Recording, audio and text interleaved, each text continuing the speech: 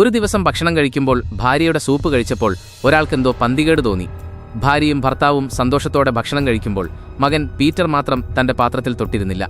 അവന്റെ ഭക്ഷണം കഴിച്ചു നോക്കിയപ്പോൾ അതിനൊരു മരുന്നിന്റെ രുചിയുണ്ടെന്ന് അയാൾക്ക് തോന്നി. സ്റ്റോർ റൂമിൽ വെച്ച് പീറ്റർ എലിവിഷത്തിൽ റാറ്റ് പോയ്സൺ തൊട്ടിരുന്നത് അയാൾ ഓർത്തു. എന്തോ കുഴപ്പമുണ്ടെന്ന് മനസ്സിലാക്കിയ അയാൾ പെട്ടെന്ന് എഴുന്നേറ്റ് പീറ്ററിനോട് കാര്യങ്ങൾ തിരക്കി. പീറ്റർ എല്ലാം ഏറ്റുപറഞ്ഞു. ഇത് കേട്ട് പേടിച്ച അയാൾ ഭാര്യയോട് ആംബുലൻസിനെ വിളിക്കാൻ പറഞ്ഞു.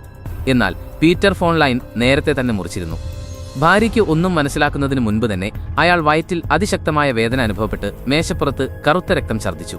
1 മിനിറ്റിനുള്ളിൽ അയാൾ മരിച്ചു. ഇത് കണ്ട് ഭാര്യ പേടിച്ച് ഒരു കത്തിയെടുത്ത് പീറ്ററിനെ ലക്ഷ്യമാക്കി ഓട്ടി. എന്നാൽ വിഷമുള്ളിൽ ചെന്നത് കാരണം അവൾക്ക് ക്ഷീണം തോന്നി. പീറ്റർ അമ്മയെ കോണിപ്പടിയിലേക്ക് തള്ളിയിട്ടു. കത്തി നെഞ്ചിൽ തറച്ച് അവളും മരിച്ചു.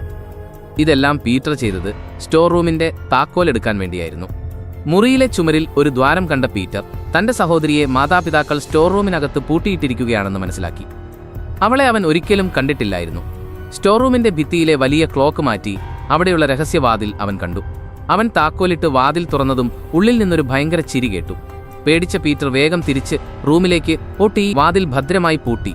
എന്നാൽ അവന്റെ സഹോദരി ഒരു ഭീകരജീവിയുടെ രൂപത്തിൽ അവനെ പിന്തുടർന്നു വന്നു. അതേസമയം ഹാലോവീൻ മാസ്ക് ധരിച്ച കുറച്ചു കുട്ടികൾ പീറ്ററിന്റെ വീട്ടിൽ മധുരം ചോദിച്ചു വന്നു.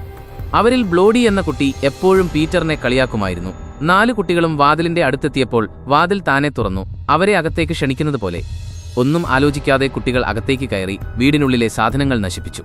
അധികം വൈകാതെ മറ്റാരോ അവിടെയുണ്ടെന്ന് അവർക്ക് തോന്നി. അവർ മുന്നോട്ടു പോകുമ്പോൾ ഭയപ്പെടുത്തുന്ന കാര്യങ്ങൾ സംഭവിക്കാൻ തുടങ്ങി. സഹോദരി ആദ്യത്തെ കുട്ടിയെ കൊന്നു. പിന്നീട് ഓരോരുത്തരായി മറ്റുള്ളവരും കൊല്ലപ്പെട്ടു. തനിക്ക് വലിയൊരു അബദ്ധം പറ്റിയെന്ന് പീറ്ററിന് ഇപ്പോൾ മനസ്സിലായി. അവന്റെ സഹോദരി ഒരു നിസ്സഹായായ പെൺകുട്ടിയായിരുന്നില്ല, മറിച്ച് ഒരു അക്രമാസക്തമായ ഭീകരജീവിയായിരുന്നു. അതോടെ പീറ്ററിന്റെ മനസ്സിൽ അവളോടുണ്ടായിരുന്ന സ്നേഹവും ഇല്ലാതായി.